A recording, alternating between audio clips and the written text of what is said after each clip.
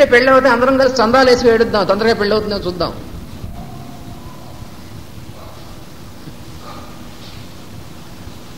హాయిగా నవ్వుతూ ఆనందంగా ఉండమంటే ఎలా ఆనందంగా ఉండి నీ కష్టాలు ఉంటాయి, నీ ప్రాబ్లమ్స్ ఏంటి, నీ మొహం ప్రాబ్లమ్స్ నువ్వు పెట్టుకున్నావే, వాడంతా వచ్చినవే.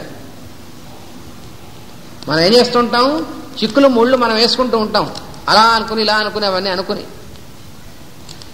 మనం ఇప్పుడు 10,000 కన్నా పెడితే తర్వాత ₹1,00,000 వస్తాయి అని మనం అనుకుని పెట్టి ఆ తర్వాత రాకుండా బిగిసింది అనుకోండి 10,000, అప్పుడు అయ్యో 10,000 బిగిసిపోయిందని ఏడుస్తాం. ఎవరు పెట్టమన్నాడు? ఇప్పుడు వాడు చెప్పాడు ఏమన్నా? వాడు చెప్పారండి, వాడు చెప్తే నీ బుద్ధి ఏమైంది? వాడు ఎవడో చెప్పాడు 10,000 పెడితే ₹1,00,000 వస్తాయని. వాడు చెప్పాడు కాబట్టి పెట్టావైతే వాడు చెప్పాడు కాబట్టి ఊరుకో, అప్పుడు వచ్చినట్టు రాకపోతే. అప్పుడు వాడు చెప్పాడు కాబట్టి పెట్టానంటే వాడు చెప్పాడు కాబట్టి పెట్టలేదు, నీకు ₹1,00,000 వస్తాయని వ్యామోహంతో పెట్టావు. అయితే వాడు చెప్పిన పనులు అన్నీ చేస్తున్నావా? పోనీ వాడు చెప్పిన పని ఈ ఒక్కటే ఎందుకు చేసావు, మిగిలిన ఎందుకు చేయలేదు? ఈ ఒక్కటే ఎందుకంటే నీకు 1,00,000 వస్తాయని చేసావు కాబట్టి నీకు ఇష్టమై పెట్టావా అయితే వాడు చెప్పాడని పెట్టావా? నీకు ఇష్టమై పెట్టావు కాబట్టి ఇప్పుడు నోరు మూసుకుంటూ హాయిగా ఆనందంగా ఉండు. 10,000 పోయాయి, పోనీ 10,000 పోయాయి అని చెప్పి ఏడుస్తూ గుండె నొప్పి వచ్చింది అనుకోండి, అప్పుడు ఇంకో 50,000 పోతాయి. 50,000 పోయినా ₹1,00,000 పోనీ, ముందు నీ గుండె పోతుంది, నువ్వు ఉండవు అసలు. వాడెవడో 10,000 తీసుకుని ఎగ్గొట్టాడు అనుకోండి, మేష్ గారు చెప్పారు, వాడు 10,000 తీసుకుని ఎగ్గొట్టాడు అనుకోండి, వాడి మీద కోపపడి దానికోసం బాధపడేప్పుడు నీకు గుండె నొప్పి వచ్చింది అనుకోండి, నీ గుండె విలువైందే 10,000 విలువైందే అన్నారు మేష్ గారు. నీ గుండె విలువ 10,000 కంటే తక్కువ నువ్వు అనుకునేటువంటి మూర్ఖుడు అయితే అలా ఏడు అన్నారు. వాడు 10,000 తిరిగి ఇవ్వలేదు, పోనీ వాడికి ఇదివరకు ఎప్పుడైనా రుణం ఉన్నామో వెళ్ళిపోయింది అనుకో, 10,000 అయితే ఏమైంది, 10,000 కాదు 1,00,000 ఏం చేయగలవు నువ్వు ఇచ్చేసావు కదా. వాడెవడో చెప్పాట నువ్వు ₹1,00,000 నువ్వు ₹1,00,000 కడితే నీకు 10,00,000 వస్తుందని ఇచ్చేసావు. నువ్వు ఇచ్చేసేప్పుడు నువ్వు ఇచ్చావు కదా, ఇప్పుడు ఊరుకో, వస్తే వస్తుంది లేదా ఇలా కూడా. నీ గుండె ఇది విలువైందా అది విలువైందా? నీ గుండె బాగుండి నువ్వు బాగుంటే తర్వాత కొన్ని సంపాదించుకోవచ్చు, కానీ దానికోసం ఏడుస్తూ నీ గుండె నొప్పి తెచ్చుకున్నావు అనుకో, అప్పుడు నువ్వే ఉండవు అసలు అనేటువంటిది ఆ మాత్రం ఆలోచన ఉండదు. అందుకని ఇక్కడ ఏం చెప్తున్నాడంటే జాగ్రత్తగా జీవితం పోరాటం అనుకోకండి, పొరపాటున కూడా. పోరాటం కాదు, జీవితం అనేటువంటిది ఒక ఆట, ఒక క్రీడ. కష్టాలు వచ్చినప్పటికీ నవ్వుతూ ఉండు. అప్పుడు ఎవరైతే కష్టాలు వచ్చినప్పటికీ నవ్వుతూ అంటే నవ్వుతూ ఉండమంటే కొంతమంది ఏమనుకుంటారంటే లోపల ఏమన్నా లేదు, అలా కాదు. నిజంగా లోపల నుంచి నువ్వు ఆనందంగా నవ్వుతూ ఉండు. ఈ కష్టాలు నాకింత కష్టాలు వచ్చాయి అనుకోకు, అక్కడ చాలా రహస్యం ఉంది. ఇక్కడే మనకు నిజంగా కష్టాలు వచ్చాయి, కాదంటలేదు. కానీ ఏమనుకోవాలి, ఇంతకంటే ఎన్ని రెట్లు కష్టాలు వచ్చాయో కదా వాళ్ళకి. ఆ ధర్మరాజుకి, పాండవులకి ఎంత కష్టాలు వచ్చాయి, రాముడికి ఎంత కష్టాలు వచ్చాయి, కృష్ణుడికి, వాళ్ళందరికీను అన్ని కష్టాలు వచ్చినటువంటి వాళ్ళు ఎలా ఉన్నారు. కాబట్టి ఇంత చిన్న కష్టం మనకు వచ్చినటువంటిది అని చెప్పి అనుకో. నీకు వచ్చిన కష్టం చిన్నది అనుకో, అప్పుడు నీకు ఏం ప్రమాదం రాదు. అంతేకాని కొంచెం కష్టం రాగానే అబ్బో ఎంత కష్టం వచ్చిందో అని ఏడిచేస్తూ ఇంక నీకు ఎక్కడా బయటపడే. నువ్వు ఏడ్చినందువల్ల పోతాయా కష్టాలు? నువ్వు ఆలోచించినందువల్ల పోతాయా కష్టాలు? ఏం పోవు కదా. నువ్వు ఏడ్చినా, ఆలోచించినా, గీపెట్టినా, నువ్వు కొట్టుకున్నా ఏం పోవు కదా. అవి ఎప్పుడు పోవాలో అలా భగవత్ సంకల్పం వల్ల పోవాల్సిందే. అందువల్ల వాటి బట్టి నువ్వు ఏడుస్తే వెళ్ళావు. కాబట్టి నువ్వు కనుక ఆనందంగా ఏమొచ్చినా సరే భగవంతుడి యొక్క ప్రసాదంగా స్వీకరిస్తే అప్పుడు నీకు ₹1,00,000 లాటరీలో వస్తేనేమో బాగుంది ఆనందం, నీకు వచ్చి ఒకసారి పోతేనేమో అప్పుడు భగవంతుడు కష్టాలు ఇచ్చాడు నీకు.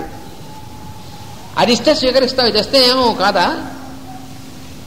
భగవంతుడు ఏది ఇచ్చినా సరే స్వీకరించడం కోసం నువ్వు ఎప్పుడైతే సిద్ధపడతావో అప్పుడు నీకు జీవితం అనేటువంటిది ఆనందంగా ఉంటుంది, ఆటగా ఉంటుంది. అయితే పోరాటమే.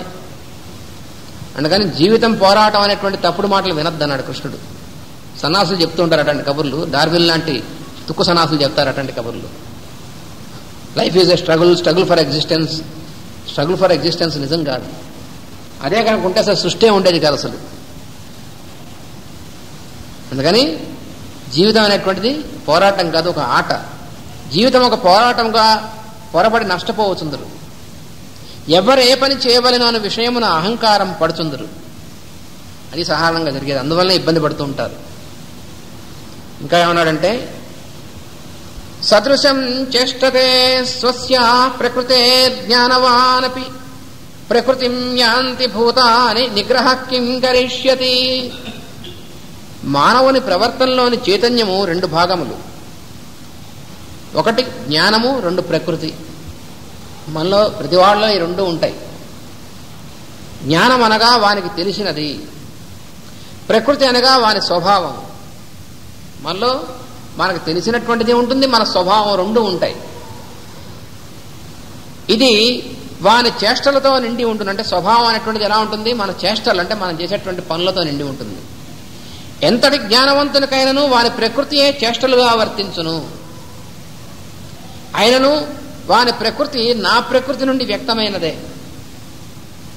అతడు చేయు పనులు నా ప్రకృతి నియమించినవే కనుక ప్రకృతిచే నియమింపబడుతున్న జీవులకు తెలివి చేత నిగ్రహము చెందుట అసాధ్యము. అందుకని మనకు తెలిసినటువంటి దాన్ని బట్టి మనం నిగ్రహించుకుంటాం అనుకోకూడదు. తెలివితేటలకి దానికి సంబంధం లేదు అసలు అన్నాడు. మనం చేసేటువంటి దానికి, మనం చేసేటువంటి పొరపాటును తెలియజేస్తున్నావా? నిజంగా మనకు తెలియదా? జ్ఞానం మనకు లేదా? బలాన్ని తింటే మనకు కడుపు నొప్పి వస్తుంది, సుస్థి చేస్తుంది అని తెలుసు కదా, అయినప్పటికీ ఎందుకు తింటున్నావు? ఆ ప్రకృతి వల్ల. అవునా కాదా? చిన్న చిన్న ఉదాహరణలు ఇవి. పెద్ద ఉదాహరణ, పెద్ద పెద్ద వాటి శాస్త్రాల దగ్గరికి వెళ్ళక్కర్లేదు, చిన్నవే. ఏం చేస్తే మనకి ఇబ్బంది, ఏం చేస్తే ఉందో ఇంత ముందు మనం చాలాసార్లు పడ్డాం. మనం అప్పు చేశాము, తీర్చడం కష్టం అని తెలుసు, తెలియదా? జ్ఞానం లేదా మనకి? తెలుసు లోపల. అయినప్పటికీ మళ్ళీ ఏదో రాగానికి టీవీ కొనాలంటే అప్పు చేసేస్తాడు. తెలియక చేసావా? అందుకని తెలియక చేసి చిక్కుల్లో పడ్డాం అనేటువంటిది అబద్ధం. కానీ తెలిసినప్పటికీ ఎందుకు చేస్తున్నావు అంటే ప్రకృతి అనేటువంటి దానివల్ల. అది ఇక్కడ చెప్పాడు. సామాన్యమైనటువంటి జీవులు అందరూ కూడా తెలిసినటువంటి దాంతో సంబంధం లేకుండా జ్ఞానం ఉంటుంది అందరికీను. జ్ఞానం ఉంటుంది, తెలియడం ఉంటుంది. ఉన్నప్పటికీ ప్రకృతి అనేటువంటి దాని స్వభావం అనేటువంటి దానివల్ల పనిచేసేస్తూ ఉంటారు. ఎంత జ్ఞానం వచ్చిన వాడైనప్పటికీ కూడా తప్పదన్నాడు. మరి అదేమిటండి, మరి జ్ఞానం ఉంది, జ్ఞానం ఉంటుంది. కానీ అయితే ఈ ప్రకృతి ఎవరి వల్ల పనిచేస్తోంది? నా వల్ల పనిచేస్తుంది పొమ్మన్నాడు. నా ప్రకృతిలోంచి మీ ప్రకృతి పనిచేస్తోంది. మరి అదేమిటండి, మీరు అస్వతంత్రులు అన్నాడు. అయితే ఎలాగ దీని సంగతి అది కూడా చెప్తాడు ఇప్పుడు.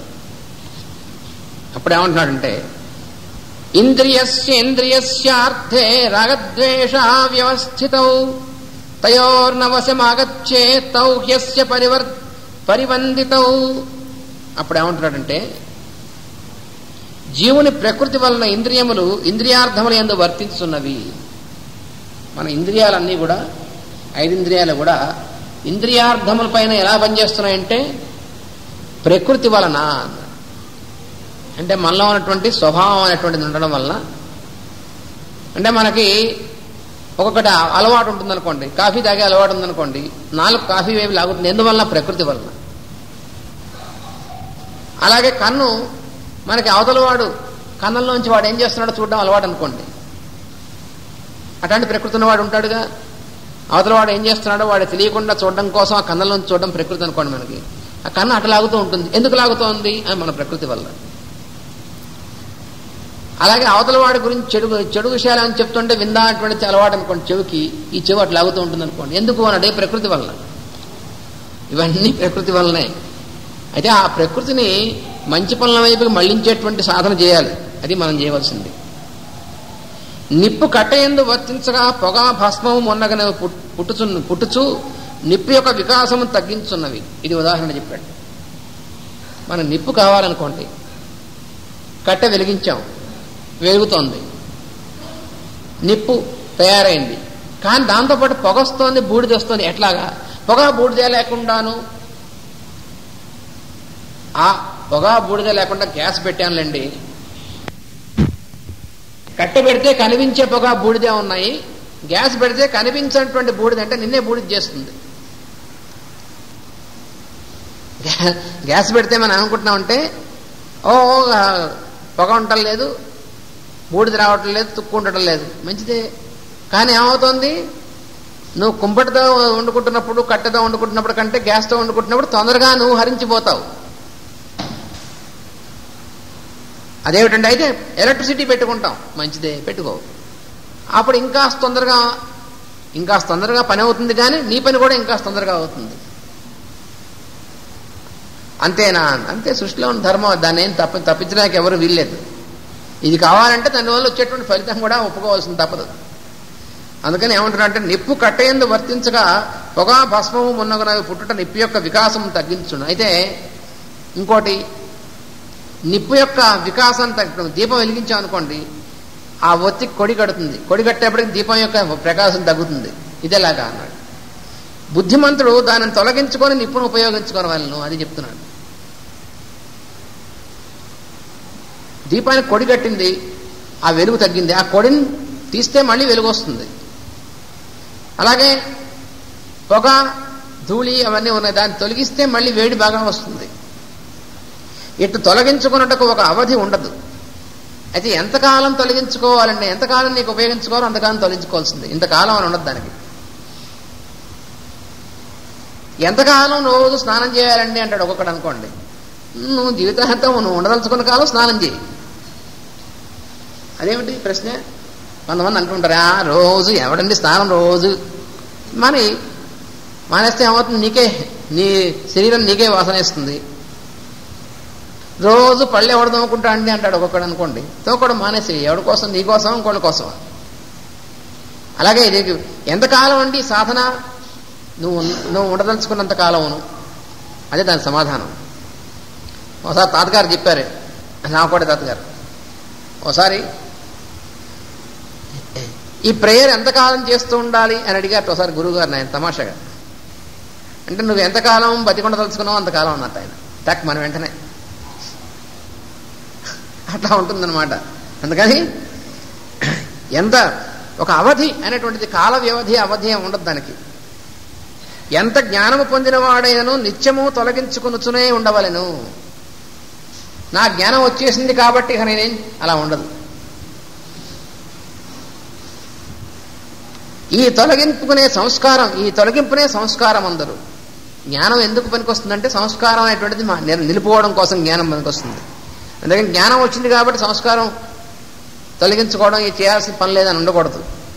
ఇట్లే మానవులలో ఇంద్రియములు ఇంద్రియార్థముల యందు ప్రవర్తించినప్పుడు కూడా పొగా భస్మం వంటివి పుట్టుచుండును. మన ఇంద్రియాలు పనిచేస్తున్నప్పుడు ఏమవుతుంది? ఇంద్రియాలు పనిచేస్తున్నాయి కాబట్టి పొగ పుడుతుంది. మన ఒక యంత్రం పనిచేస్తుంది అనుకోండి, యంత్రం పనిచేస్తుంటే దాని యొక్క పొగ, దాని నుంచి పొగ వస్తుంది, పొగ పుడుతుంది, దానికి తుప్పు పడుతుంది, ఇవన్నీ పడతాయి. అది ఎప్పటికప్పుడు తొలగించుకుంటూ ఉండాలి. ఫ్యాన్ తిరుగుతూ ఉంటుంది అనుకోండి, అలా ఎంతకాలం తిరుగుతూ ఉంటుంది? మొట్టమొదటి బ్రహ్మాండంగా తిరుగుతుంది, తర్వాత కొంచెం తగ్గుతుంది, ఆ తర్వాత ఇంకా సడ్డుపడుతుంది. ఎందుకని దానిలో చుట్టూ ఉన్నటువంటి ధూళి అంతా లాక్కుంటుంది కాబట్టి దాన్ని తుడుచుకుంటూ ఉండాలి మనం. ఈ తుడుచుకోవడం ఎందుకండి? తుడుచుకోకపోతే ఫ్యాన్ తిరగడం తగ్గిపోతుంది దానికి.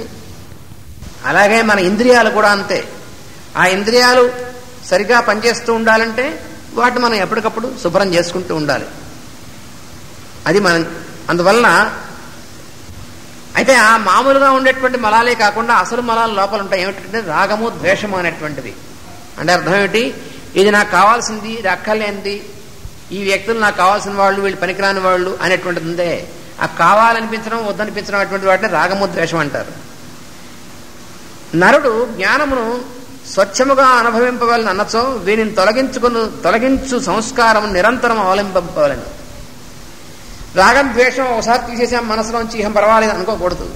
నువ్వు ఎప్పుడూ నీ మనసును పనిచేస్తుంటే రాగద్వేషాలు వస్తూ ఉంటాయి. నీ జ్ఞానంతో వాటిని ఎప్పటికప్పుడు తుడుచుకుంటూ ఉండాలి రోజు.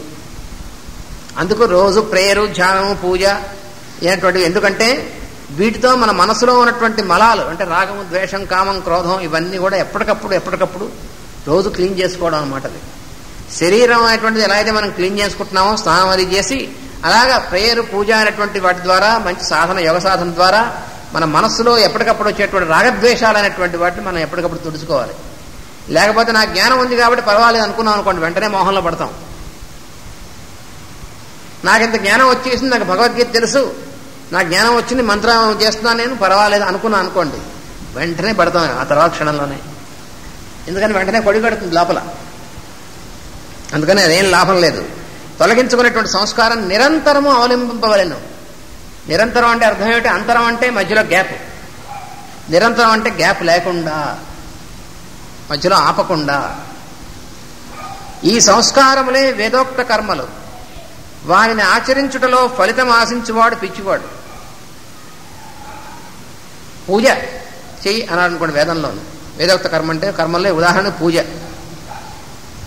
పూజ ఎందుకు చేస్తున్నావు అంటే నాకు అన్ని కలిసి రావడం కోసం. అది పిచ్చివాడు అనమాట. నీలో ఉన్నటువంటి దోషాలు పోవడం కోసం అటువంటిది చేసుకోవాలి, కానీ బయట నుంచి ఏవో కలిసి రావడం కోసం అటువంటిది మాత్రం అనుకోవద్దు. ఏం కలిసి రాదు. అదేమిటండి, ఏం కలిసి రాకపోతే పూజ ఎందుకు చేయాలండి? కలిసి రావడం కోసమే చేయకు నాయన అన్నాడు. నేను ప్రేయర్ చేస్తున్నాను, నేను పూజ చేస్తున్నాను, నేను వ్రతాలు చేస్తున్నాను, ఇవన్నీ భగవంతుడి కోసం చూపించే రసీదులా? మాస్టర్ గారు ఒకసారి ఒక చోట రాశారు, భాగవత రహస్య ప్రకాశం 12వ భాగంలో ఉపోద్ఘాతంలో రాశారు. భగవంతుడికి మనం రసీదులు చూపిస్తూ ఉంటాం. నేను ఇన్ని రోజులు ఈ వ్రతం చేశాను కాబట్టి నువ్వు నాకు ఇగో రసీదు చూసుకో కావాలంటే. రసీదులు చింపడం అంటారు చూసారు, అలా ఉంటుందన్నమాట. ఈ రసీదులు ఎన్ని చింపినా ఏం లాభం లేదు. ఇవి మన కర్మలను చింపవు. అందుకని మనం పూజ చేసినా ప్రేయర్ చేసినా మనలో ఉన్నటువంటి కల్మషాలు పోవడం కోసం చేయాలి, కానీ బయట నుంచి ఏం కలిసి వస్తుంది, మనం అనుకున్న పనులు ఎందుకోసం అట్లా అనుకోక పొరపాటున కూడా. కోర్టులో కేసును దానికి గెలవడం కోసం హనుమాన్ చాలీస చేస్తున్నాను. హనుమాన్ చాలీస చేస్తే నీలో ఉన్నటువంటి దుర్గుణాలు పోవడం కోసం పనిచేస్తుంది, కానీ కోర్టులో కేసు గెలవడం కోసం నీకేం గ్యారంటీ కలుపు అన్నాడు. ఆంజనేయ స్వామికి ఏమైనా గ్యారంటీ ఇచ్చాడా? 40 రోజులు హనుమాన్ చాలీస చేస్తే కోర్టులో కేసు గెలుస్తా అన్నాడు. అవతల వాడు చేయకూడదా ఏమిటి? నువ్వు కోర్టులో అవతల వాడి మీద కేసు వేసావు, నువ్వు హనుమాన్ చాలీస చేస్తున్నావు, వాడు సుందరకాండ పారాయణ చేస్తాడు. అప్పుడు హనుమంతుడు నిన్ను గెలిపిస్తాడా వాడిని గెలిపిస్తాడా? అందుకని భగవంతుడు అట్లాంటి చిక్కుల్లో పడ్డు. మనల్ని చచ్చు తెలియజేట భగవంతుడికి ఆ మాత్రం లేవా? హనుమాన్ చాలీస చేసినా, సుందరకాండ పారాయణ చేసినా, ఏం చేసినా నీలో ఉన్నటువంటి కల్మషం పోవడం కోసం గుర్తుపెట్టుకోగానే నువ్వు అనుకున్న పనులు సాధించడం కోసం మాత్రం కాదు, పొరపాటున కూడా కాదు. అట్లా అందువలన వేదోక్త కర్మలు అనేటువంటివి ఎందుకు ఆచరించాలంటే అవి ఫలితం కోసం కాదు. ఆయనకు ఉదాహరణ ఇచ్చారు. నిద్ర లేచిన వెనుక మలక్షాళనకై స్నానము చేసిన వాడు ఆశింపవలసిన ఫలితమేమి? పొద్దున్న లేచాం, స్నానం చేశాం, ఏం ఫలితం వస్తుంది? స్నానం చేస్తే చేయనితో భ్రష్టుడగును కానీ చేసినతో ఫలితం ఏమీ లేదు అని చెప్పారు స్పష్టంగా.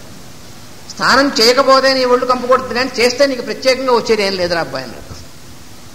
ప్రత్యేకంగా ఏం రాకపోతే ఎందుకు చేయమని? ఎవరిని ధరించడం కోసం నువ్వు స్నానం చేసేది? అట్లాంటిదే ఇవి కూడాను. ఇట్లు యజ్ఞ దాన తపస్సులు అనబడ సంస్కారములను నిష్కామి అయి నిత్యము ఆచరించుచు ఇంద్రియములకు మనస్సునకు వశుడు కాక రక్షించుకొనవలెను. అందువల్ల యజ్ఞము దానము తపస్సు అనేటువంటివి తప్పకుండా చేయాలి. తర్వాత చెప్తాడు, యజ్ఞదాన తపకర్మ నత్యాజ్యం కార్యమేవ తత్. ఇవి తప్పకుండా చేసి తీరాల్సినవి అన్నాడు. ఎందుకని అన్నాడు. వెంటనే చెప్పాడు సమాధానం. యజ్ఞో దానం తపశ్చైవ పావనాని మనీషిణాం. ఈ మూడు చేస్తుంటేనే మనుష్యులు వాళ్ళు పవిత్రీకరణ చెందుతూ ఉంటారు, మలాలు పోతూ ఉంటాయి తప్ప ఈ మూడు మానేస్తే భ్రష్టు పడతారు. అందుకని చేయాలి, కానీ ఈ మూడు ప్రయోజనం కోసం మాత్రం కాదు, చేస్తూ ఉండాల్సిందే. చచ్చినట్టు చేయాలన్నాడు. అయితే చచ్చినట్టు చేయాలా అనుకోకుండా ఆనందంగా చేయి. ఎందుకు వచ్చినా చేస్తూ ఏడుస్తూ స్నానం చేస్తుంటాడు. ఎందుకు వచ్చిందిరా ఇవాళ స్నానం చేయడం అని ఏడుస్తూ చేస్తాడు ఒక్కొక్కడు. అలా ఏడుస్తూ చేయకు, స్నానం చేస్తూ ఆనందంగా చేయి. అప్పుడు ఏమవుతుంది? శరీరం యొక్క మలము పోతుంది, నీకు హాయిగా హాయి అనిపిస్తుంది. రెండూ ఉంటాయి. నువ్వు చేసే పని ఏడుస్తూ చేయొద్దు అన్నాడు. అందుకని ఆకలి వేసింది, ఆ పిండాకుడు నోట్లో కొట్టుకున్నా అంటూ ఉంటాడు ఒకడు. ఆ పిండాకుడు ఎందుకు కొట్టుకోవడం? హాయిగా ఆనందం. భగవంతుడు ఇచ్చినటువంటి భోజనాన్ని, ఇది భగవంతుడు మనకి ఇచ్చాడు ఈ భోజనం అనుకుంటూ నువ్వు ఆనందంగా భోజనం చేయరా నాయన అని చెప్తే, ఆ నోట పిండాకుడు కొట్టుకుని ఇంత గడ్డి తినిపోతున్నాను. గడ్డి ఎవడు తినమన్నాడు? ఇంట పాపం భార్య చక్కగా చేసి పెడితే గడ్డి అని తినేది, ఒళ్ళు పొగరా. ఒకడు అంటూ ఉంటాడు, ఏదో గడ్డి తిన్నాను. గడ్డి తినే పనులు ఆఫీసులో చేస్తున్నావు, ఇంటి దగ్గర నీకెందుకు పాపం వాడు మంచిగా వండి పెడితే. అలా చాలా మంది పొరపాటును అంటూ ఉంటారు అజ్ఞానం వల్ల. అందుకని యజ్ఞదాన తపస్సులు అనబడే సంస్కారములను నిష్కామి అయి నిత్యము ఆచరింపవలను. ఆచరిస్తే ఏమవుతుంది? ఇంద్రియములకు మనస్సునకు వసుడు కాకుండా రక్షించుకునేటువంటి అవకాశం కలుగుతుంది. అగ్ని కట్టయందు వర్తించడం వలన పుట్టిన పొగ భస్మము అగ్ని వికాసమునకు శత్రువులు. అట్లే ఇంద్రియ ప్రవర్తనము వలన పుట్టిన రాగద్వేషములు జ్ఞానమునకు శత్రువులు. ఇంద్రియాలు మనస్సు పనిచేస్తుంటే రాగద్వేషాలు పుడతాయి, పుట్టడం తప్పదు. అవి మన జ్ఞానానికి శత్రువులు. అయితే అవి పుడతాయి కాబట్టి మనస్సు ఇంద్రియాలు పనిచేయడం అది మానడం అనేటువంటిది సాధ్యం కాదు. మానితే నువ్వు ఉండవు. ఇంద్రియాలు పనిచేయడం మానేసాయి అంటే అర్థం ఏంటి? నువ్వు అయిపోతున్నావు అని అర్థం, చివరికి వచ్చేసిందని అర్థం. అందుకని ఇంద్రియాలు మనస్సు పనిచేస్తూ ఉండాలి. వాటి వల్ల పుట్టేటువంటి రాగద్వేషాలను ఎప్పటికప్పుడు మనం తుడుచుకుంటూ ఉండాలి. ఇది తప్పదు, అది తప్పదు, ఇది తప్పదు. దీనిని తెలిసి తన ప్రకృతి అనుసరించి తనకు ఏది సత్కర్మయో దాన్ని ఆచరింపవలెను.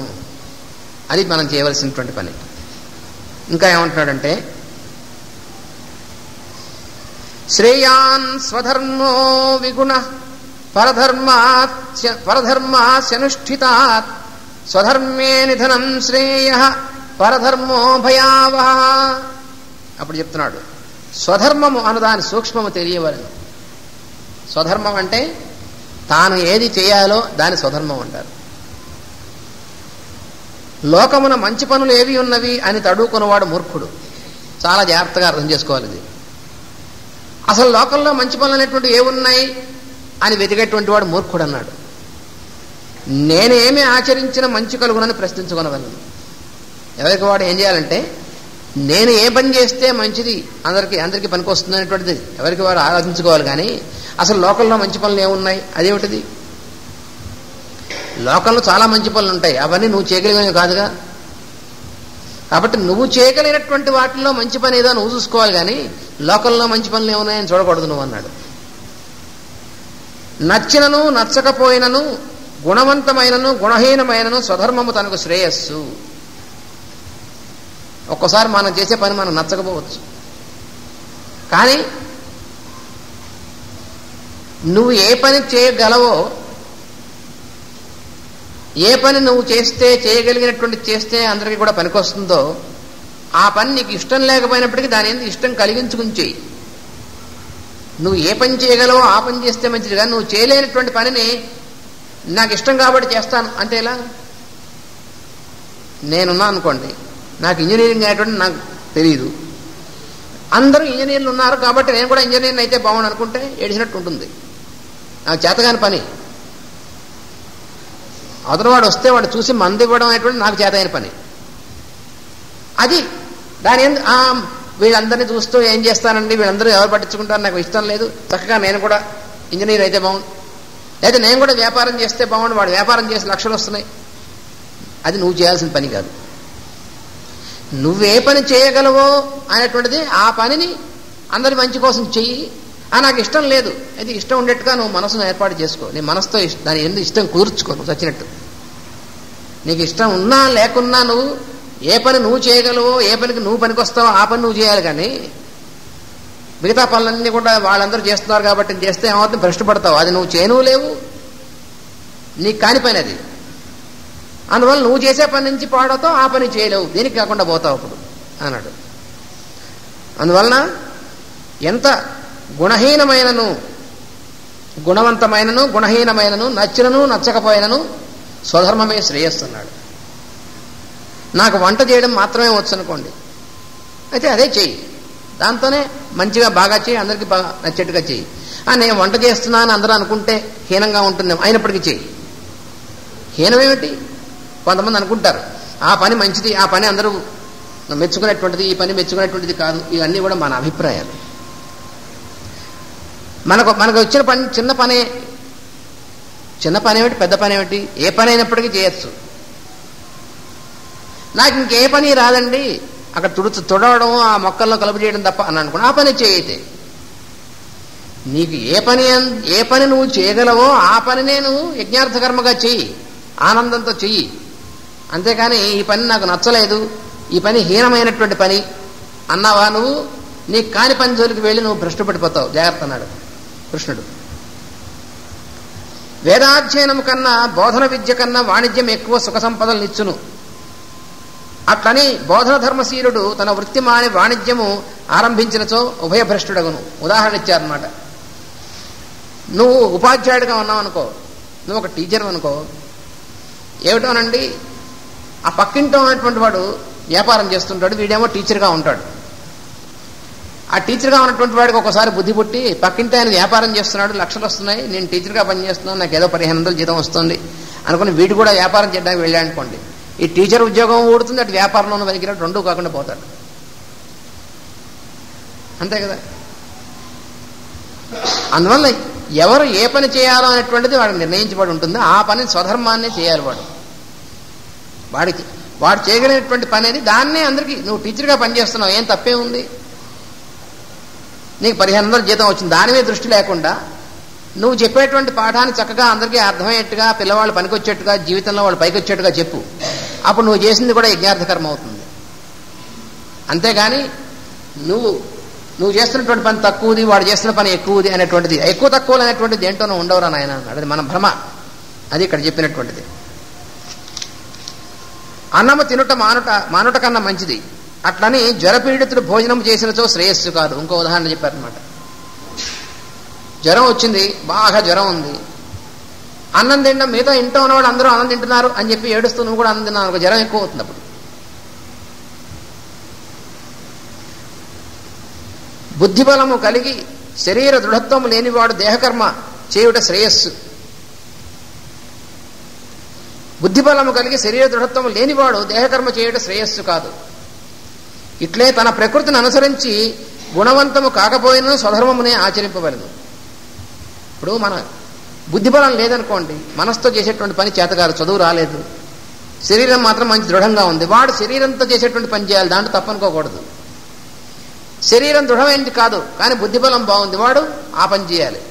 అలాగా వాడి స్వభావాన్ని బట్టి, వాడికి ఉన్నటువంటి స్థితిని బట్టి వాడి యొక్క పని నిర్ణయింపబడి ఉంటుంది. ఆ పనిని చేయాలి కానీ ఈ పని తక్కువది అనుకుని ఎక్కువ పని ఇంకోటి చేసినటువంటి పని నేను చేస్తాను అని సాధ్యం కాదు ఎవరికి కూడా. ఒక్కొక్కప్పుడు స్వధర్మము నచ్చుట మేలు. యుద్ధపటుడు యుద్ధము చేయవలసిన సమయమున వేదములు చదువుకున్నతో శ్రేయస్సగున. వేదం చదువుకోవడం మంచిది అని అనుకోండి, మంచిదే. కానీ యుద్ధం చేయాల్సిన వాడు ఈ యుద్ధం కంటే వేదం చదవడం మంచిది అని చెప్పి ఆ ముందు కూర్చుని తుపాకి బారేసి వేదం చదువుతూ కూర్చున్నాను అనుకోండి, భ్రష్టు పట్టిపోతాడు. అది పనికిరాదు. వేదం చదవడం మంచిదే, ఎవడు ఈ పని చేసేటువంటి వాడు. యుద్ధం చేయాల్సిన వాడు యుద్ధం చేయడమే మంచిది. వాడు ఎందుకున్నాడు అక్కడ. అందుకని ఒక పని చేసేవాడు ఇంకో పని చేద్దాం అనుకోవడం అనేటువంటిది పొరపాటు. పాఠ్య గ్రంథముల పరీక్షకు సిద్ధమగు విద్యార్థి మంచి పని అని గీతాపారాయణం చేసినచో ఏమగను, అది కూడా చెప్పారు. భగవద్గీత పారాయణం చేయడం మంచిదేనా? మంచిదే. అయితే పరీక్షకి దగ్గరికి వస్తున్నాయనుకోండి, పరీక్ష చదవడం మానేసి భగవద్గీత చదువుకుంటే పేసవుతావా పరీక్ష?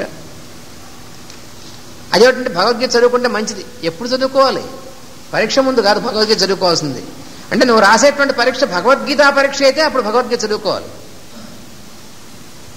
అంతేగాని నువ్వు ఇంజనీరింగ్ పరీక్ష ఉందని ముందనుకోండి, పరీక్షలు దగ్గరికి వస్తున్నాయి, అలా ఉంటే ఇంజనీరింగ్ టెక్స్ట్ బుక్ చదువుకోవాలి కానీ భగవద్గీత కాదు చదవాల్సింది. అప్పుడు భగవద్గీత కృష్ణుడు చెప్పింది. భగవద్గీతలో ఏం చెప్పాడు కృష్ణుడు? నువ్వు ఎప్పుడు ఏం చేయాలో అది చేయమన్నాడు కానీ ఒకటి చేయాల్సినప్పుడు ఇంకోటి చేయాలి, ఒకటి చేసేవాళ్ళు ఇంకోటి చేయాలని చెప్పలేదుగా కృష్ణుడు. చాలా జాగ్రత్తగా ఉండాలి. కన్ఫ్యూజ్ అయిపోతూ ఉంటారు చాలామంది. అందుకని జాగ్రత్త అని చెప్పాడు.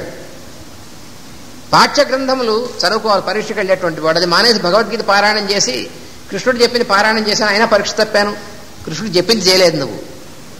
కృష్ణుడు భగవద్గీతలో ఏం చెప్పాడో అది చేయకుండా అందుకే పరీక్ష తప్పావు నువ్వు. కనుక స్వధర్మం ఎప్పుడూ శ్రేయస్సును ఇచ్చును, పరధర్మం ఎప్పుడూ భయము కలిగించును. మనకు కాని పని మనం చేస్తే భయం కలుగుతుంది, మనం చేయవలసిన పని మనం చేస్తే మనకు శ్రేయస్సు కలుగుతుంది. ఇది భగవంతుడు ఇక్కడ చెప్పింది. అందుకని స్వధర్మం అనేటువంటిది ఆచరించడం చాలా ముఖ్యం అన్నాడు.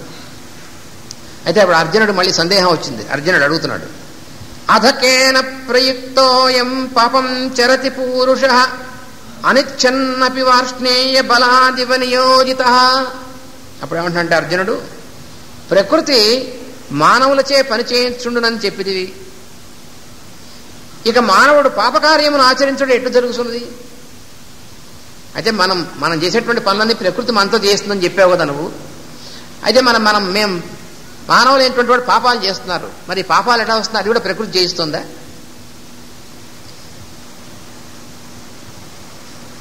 ఇష్టము లేకపోయినను బలీయముగా ఆకర్షింపబడి ఎవరి చేతనో నియోగింపబడేట్లు మానవులు పాపము చేస్తున్నారు. దానికి కారణమేమి?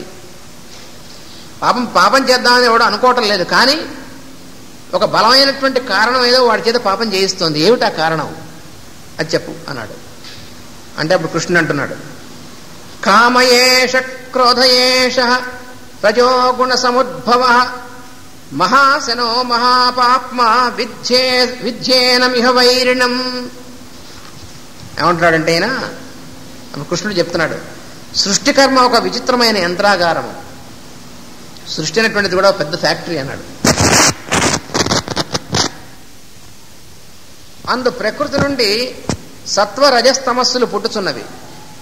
సత్వం రజస్తమస్సు అనేటువంటి 3 గుణాలు అనేటువంటివి ప్రకృతి నుంచి పుడుతున్నాయి. అవి అందు రజోగుణము పనిచేయటం వలన పచనమునకు నిప్పంటించినట్టు జరుగుతున్నది. రజోగుణం అనేటువంటిది ఏం చేస్తుంది? మనం వంటింట్లో కుంపటి స్టవ్ వెలిగిస్తే నిప్పు వెలిగిస్తున్నామే, అట్లాంటి నిప్పు వెలిగించడం లాంటిది అన్నమాట రజోగుణం అంటే. అది పనిచేస్తుంది. నిప్పు కావలసినప్పుడు కట్టెలను మండించవలను. మరి నిప్పు లేకుండా ఏమో వంట కాదాయి.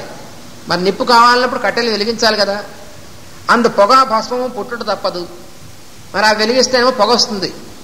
మరి ఎట్లాగన్నారు? అట్లు మానవుని ప్రకృతిలో కామము క్రోధము పుట్టుతున్నవి. మనలో ఉన్నటువంటి రజోగుణం పనిచేస్తుంటే కామం క్రోధాలు పుడతాయి.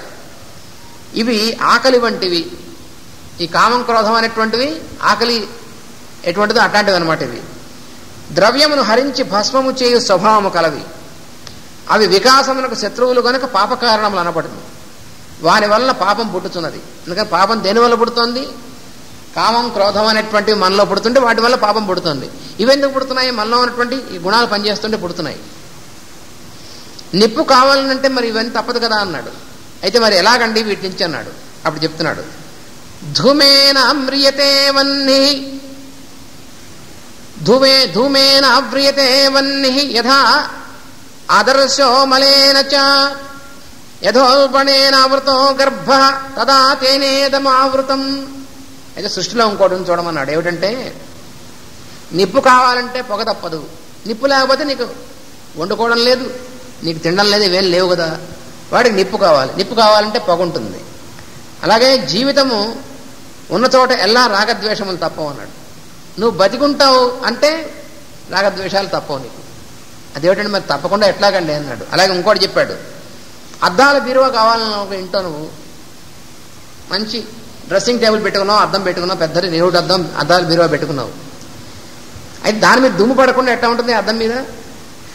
ఆ దుమ్ము పడుతుంది ఏడుస్తే ఎట్లాగా? దుమ్ము పడి తుడుచుకో. దానికి రోజునో లేదా 2 రోజులకో మాట 3 రోజులకో మాట తుడుచుకో, దుమ్ము లేకుండా ఉంటుంది. అంతేగాని అద్దం ఉండాలి దుమ్ము ఉండకూడదు. ఎట్లా ఉంటుంది? అది సాధ్యం కాదు. అద్దం ఉన్న చోట దుమ్ము పడుతుంది. దుమ్ము పడి వికాసం మసకయగను. జీవి గర్భమున పడి పెరుగువాలని అనొచ్చో మావి తప్పదు. ఇది ఇంకో ఉదాహరణ. మనం గర్భంలో పెరుగుతున్నాం, తల్లి గర్భంలో మన చుట్టూ మావి ఉంటుంది. ఆ మావి అవే మురికి మన చుట్టూ, అది లేకపోతే మనం అసలు పెరగం లోపల. అది తప్పదన్నాడు. ఆ మావియే జన్మకాలమున పొరయే చీల్చుకోనవలసిన తగును. లోపల మనం గర్భంలో పూర్తిగా పెరిగేంత వరకు ఆ పొర మనకి రక్షణ అవుతుంది. పూర్తిగా పెరిగిన తర్వాత ఆ పొర చీల్చుకుని బయటకు వస్తాం మనం. అలాగే కోడి ఉందనుకోండి, పక్షి ఉందనుకోండి, ఆ లోపల గుడ్డు లోపల ఆ పెంకు లోపల పెరుగుతుంది. పెరిగేంత వరకు అది రక్షణ. పెరిగిన తర్వాత పొడుచుకుని బయటికి రావాలి, దాన్ని భేదించుకుని. అది పెరిగే లోపల పొడి చేసామనుకోండి పెరుగుదల ఉండదు, అక్కడ చచ్చిపోతుంది. అలాగే మనం పెరుగుతున్నప్పుడు మావేనటువంటిది ముందే పగిలిపోయింది అనుకోండి, అప్పుడు లోపలే చచ్చిపోతాడు అది పెరుగుతున్నటువంటి వాడు. అందుకని పెరిగేంత వరకు రక్షణ, పెరిగిన తర్వాత దాన్ని చీల్చుకోవడం, ఇది ప్రకృతి ధర్మం. అది నిప్పునకు భస్మం వలె, అద్దమునకు దుమ్ము వలె, గర్భమునకు మావి వలె జీవికి కామక్రోధము ఆవరించి ఉండును.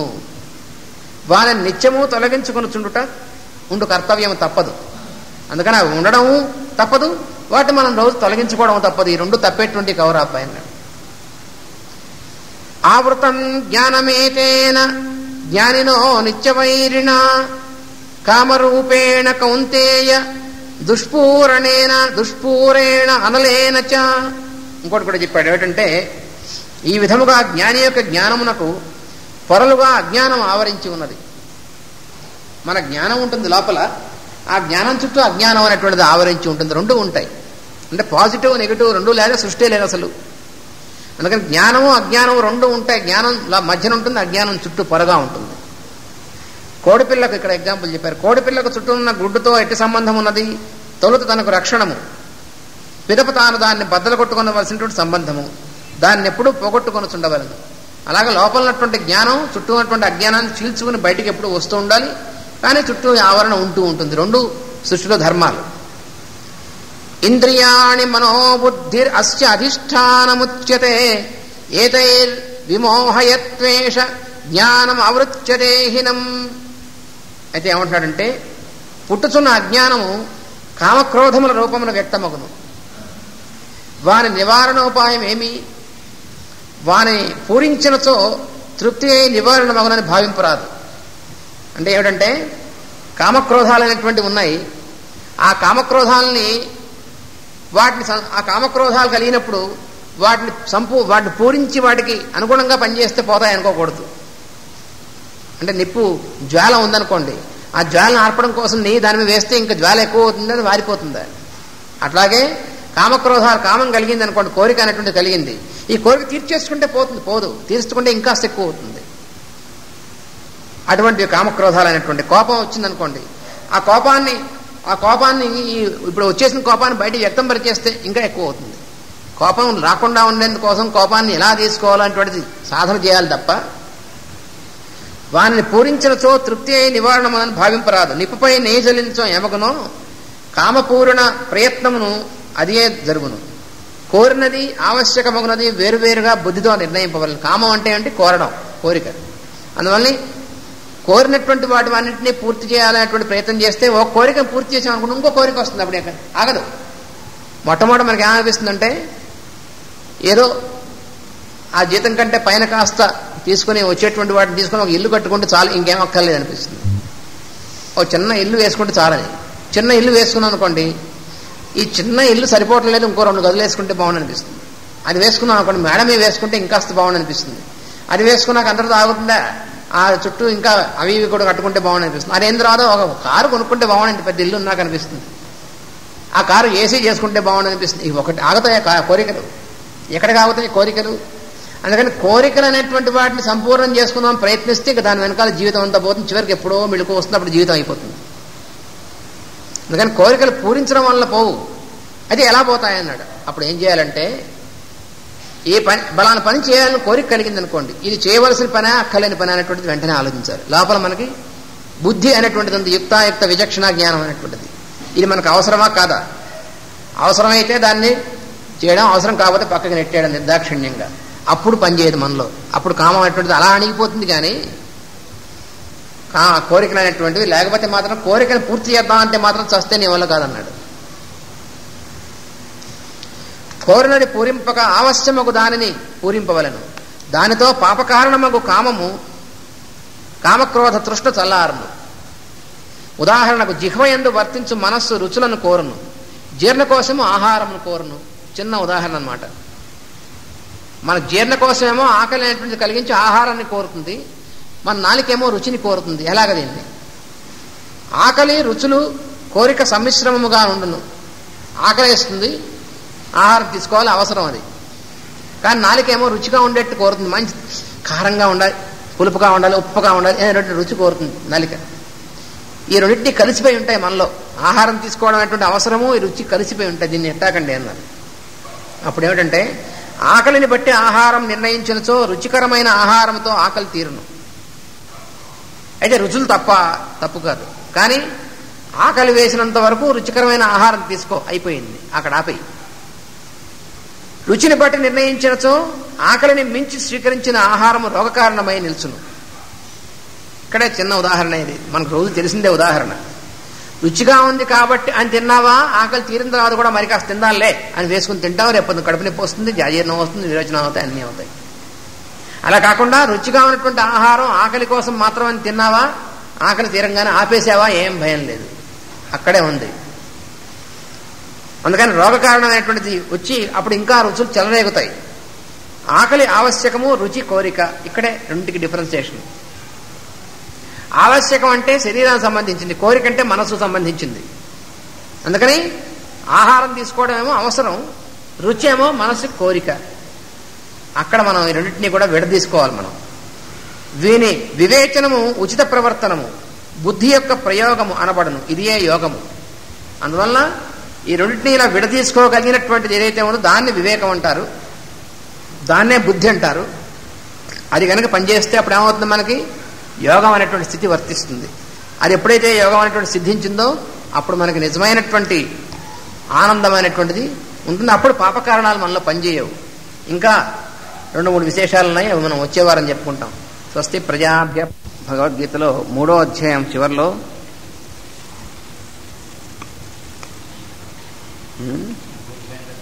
3వ అధ్యాయం చివరిలో ఉంది.